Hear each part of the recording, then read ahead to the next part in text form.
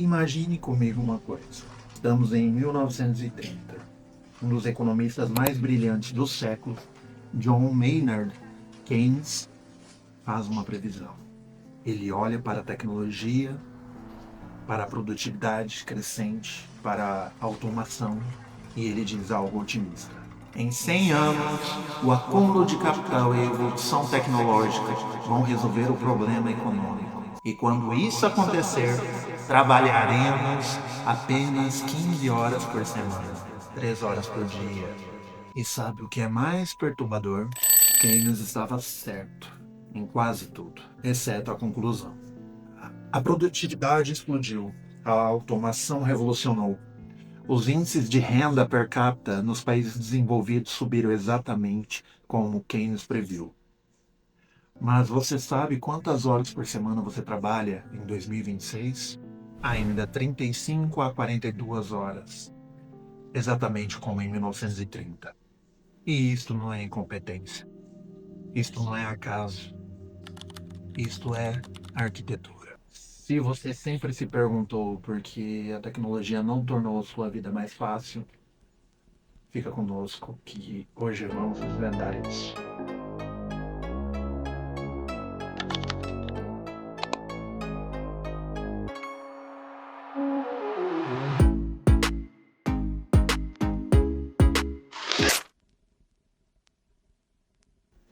Keynes não estava sozinho. Na verdade, toda uma tradição de pensadores vinha prevendo o mesmo no começo do século passado. Charles Steinmetz, engenheiro gênio que revolucionou a indústria elétrica, também predisse semanas de trabalho seriam drasticamente reduzidas. Buckminster Fuller, um inventor futurista, concordava que a automação era igual liberdade temporal. Todos eles viram a mesma trajetória. Mais máquinas, menos necessidade de trabalho físico, portanto, mais tempo livre para contemplação, para arte, para filosofia ou ócio criativo. Eles estavam errados. Não porque sua lógica era falha, porque subestimaram a criatividade do capitalismo para reinventar o trabalho. Uma socióloga chamada Juliet Shore descobriu algo crucial nos anos 90. E ela chamou de ciclo trabalhar e gastar, ou work and spend. A lógica é perversamente simples. As corporações resistem ativamente à redução de horas. Por quê? Porque menos horas é igual menos controle, menos produção absoluta. Então, em vez de oferecer folga, as empresas oferecem o quê? Aumento salarial. E com o aumento salarial vem uma armadilha psicológica. O consumo cresce. Você ganha mais, você compra um carro melhor, compra uma casa maior. Assina um streaming, academia, Wi-Fi premium, compra roupas que correspondem ao seu novo status social. E subitamente você precisa daquele salário. Você não consegue trabalhar menos.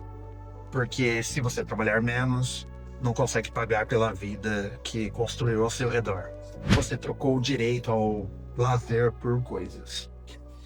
E agora é prisioneiro delas. Mas espera, há outra peça neste quebra-cabeça. Um antropólogo chamado David Graeber, que faleceu em 2020, escreveu algo por volta de 2013, que parecia uma loucura naquela época, mas que hoje parece profético. Ele chamou de bullshit jobs, empregos de merda. Empregos que existem apenas para ocupar o tempo. Graeber diz: a automação fez exatamente o que Keynes predisse. Eliminou a necessidade real de trabalho físico. Mas em vez de liberar as pessoas, o Estado e as corporações criaram uma infinidade de postos burocráticos e administrativos completamente inúteis. Marketing, gerenciamento de recursos humanos, consultoria corporativa, compliance, funções de supervisão ou funções de supervisão sobre supervisores. E os números não mentem. 37% dos trabalhadores no Reino Unido acreditam que seus empregos não fazem nenhuma diferença significativa para o mundo. Na Holanda é 40%. Estamos sendo pagos para não fazer nada e culpados por não estarmos fazendo nada. Então temos um paradoxo perfeito. As corporações recusam oferecer menos horas e em seguida criam empregos que não importam apenas para manter você ocupado. Mas aqui está o verdadeiro horror. Eles não apenas colonizaram suas 40 horas de trabalho, eles também colonizaram suas horas de descanso.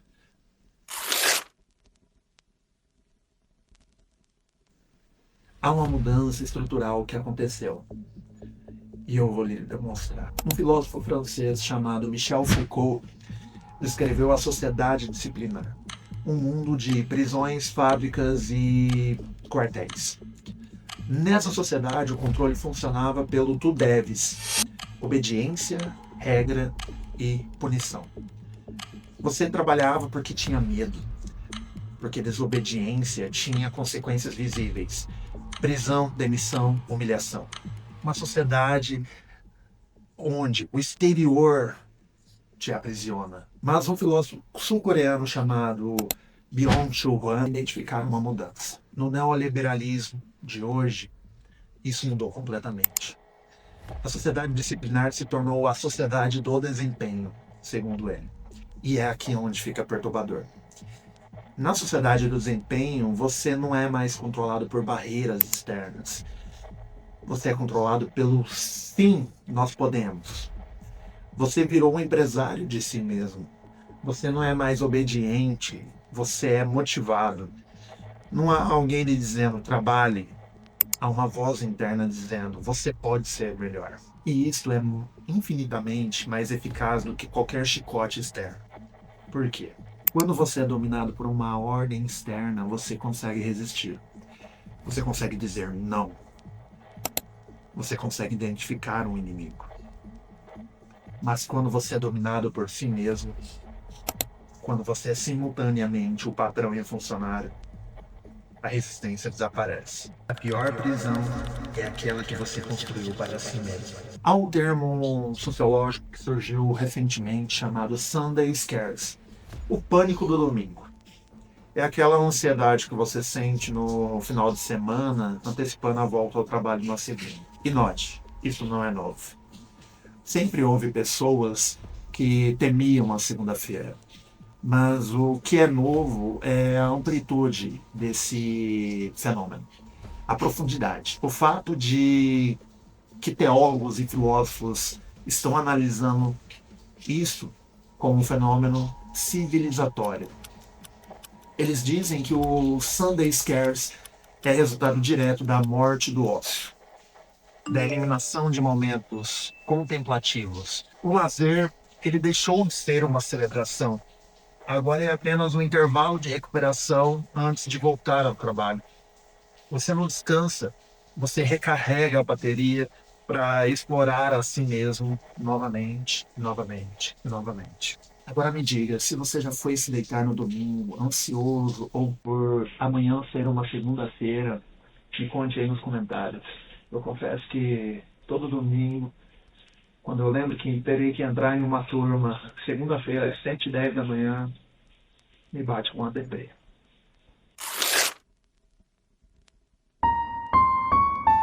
Agora vem o momento final, o mais brilhante e destrutivo. Se as corporações conseguiram apenas colonizar suas horas de trabalho, seria uma vitória. Mas não. Elas colonizaram também suas horas de descanso. Você sabe aquele momento em que você deveria estar relaxando, lendo um livro, deitado, sem fazer nada? Isto virou lazer produtivo. Você não corre pelo prazer. Você corre para otimizar a sua saúde e melhorar sua performance. Você não lê um romance, você lê um manual de produtividade ou um business book. Você não aprende um idioma por curiosidade, você aprende porque vai melhorar suas oportunidades de carreira. Até seu descanso se tornou trabalho não remunerado. Um economista chamado Stefan Linder cunhou um termo, escassez de tempo. Se o tempo de lazer é finito, e você quer maximizar sua utilidade, você vai tentar consumir bens de lazer mais rápido, fazer múltiplas atividades simultaneamente, otimizar cada minuto. E isso gera um novo estado psicológico. Você está sempre correndo, mesmo descansando. Você está com pressa a todo momento. Você já teve aquela sensação de não conseguir desfrutar o presente porque está sempre pensando na próxima atividade, no que vai acontecer à tarde, no que vai acontecer amanhã? A metrópole moderna não produziu mais liberdade. Produziu pressa crônica, mesmo no ócio. E há uma imagem que resume tudo isso. No século XIX, em Liverpool, alguém teve uma ideia radical. Vamos criar um espaço público onde as pessoas possam simplesmente estar. Chamou de Pleasure Garden. E era simplesmente o que diz: um jardim para prazer desinteressado. Você ia lá, sentava, olhava as árvores, conversava, fazia nada, e isso era sagrado. E hoje?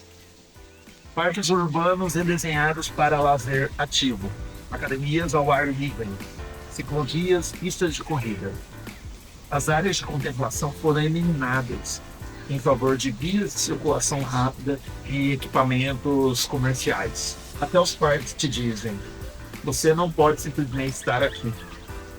Você tem que fazer algo hoje. Então aqui está. Suas horas de trabalho foram capturadas. Seus empregos foram esvaziados de significado. E agora sua descompressão foi colonizada. Você está preso em um ciclo perfeito. Trabalha demais, consome mais, se sente culpado no lazer, otimiza seu lazer, até virar trabalho novamente. E o sistema é hermético, porque a culpa por estar cansado é internalizada. É sua falha por não ser resiliente o suficiente.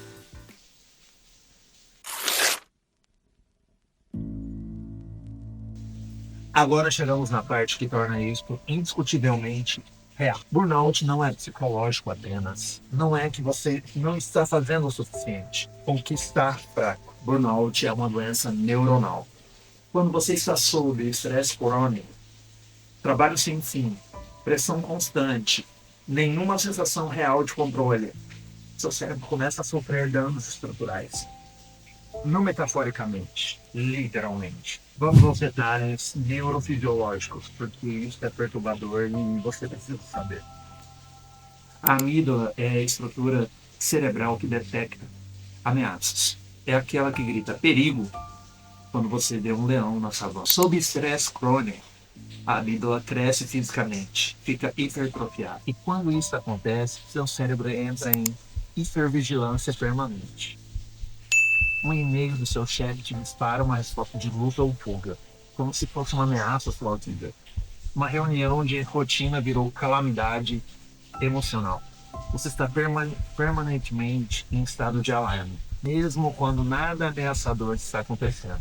Enquanto isso, a amígdala cresce. O córtex pré-frontal, a parte que faz você pensar racionalmente, está morrendo.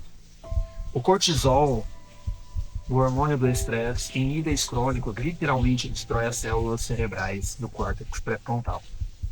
Então você perde a capacidade de pensar logicamente, focar, controlar impulsos, tomar decisões racionais, ser resiliente. Você não está fraco.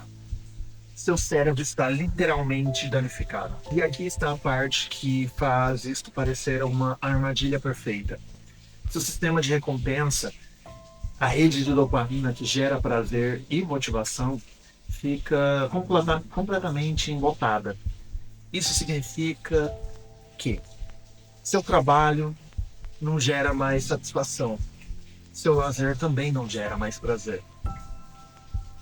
Você consegue uma conquista profissional e não sente nada. Você consegue um prêmio e indiferença. Isso se chama anedonia.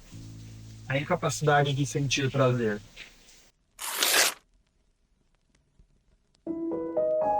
Agora, isso é importante. O sistema está começando a rachar. Porque alguma coisa muito interessante está acontecendo em diversas partes do mundo. Governos e empresas estão testando algo radical. uma semana de trabalho de 4 dias, sem redução salarial. Na Islândia, entre 2015 e 2019, mais de 2.500 trabalhadores transitaram para 35 a 36 horas semanais, mantendo o salário integral. Os resultados? Redução drástica em esgotamento, manutenção ou melhoria da produtividade, hospitais operando com a mesma eficiência, serviços públicos funcionando igualmente. No Reino Unido, em 2022, 71 empresas testaram a regra 100-80-100. Pagam 100% do salário por 80% do tempo de trabalho, mantendo 100% da produtividade. E funcionou. Burnout caiu 71%. Demissões voluntárias caíram 57%. Trabalhadores economizaram, em média, 3.232 libras anuais em transporte e creche. Na Austrália, mais de 150 empresas estão testando um modelo similar agora. Na Espanha, o governo está financiando a transição em 50 milhões de euros de forma direta. O Papa Francisco pediu redução de horas de trabalho. O sindicato metalúrgico alemão IG Metall vinculou aumentos salariais à flexibilização do tempo. Isso não é utopia. Isso está acontecendo agora e está funcionando. Mas não é apenas redução de horas. Há um segundo movimento em paralelo: o direito à desconexão. A França aprovou em 2016 uma lei que garante que seu empregador não consegue te contactar depois do expediente, sem exceções. A Itália replicou a ideia em 2017. Portugal em 2021. E agora? E isso é importante porque você está no Brasil, o Brasil está acordando. Embora não tenhamos uma lei federal específica, o Tribunal Superior do Trabalho começou a responsabilizar empregadores que violam o direito do repouso. O TST reconheceu algo chamado dano moral existencial, quando o seu empregador literalmente te impede de viver sua vida pessoal. Isso é lei agora. Você tem este direito, mesmo que não pareça. Mas a solução estrutural é apenas parte da história. Byung-Chul Han cunhou um termo muito bonito: potência negativa. É a capacidade de resistir aos estímulos, de abster-se de agir, de estar ocioso sem culpa. A cultura holandesa tem um conceito para isso: Niksen.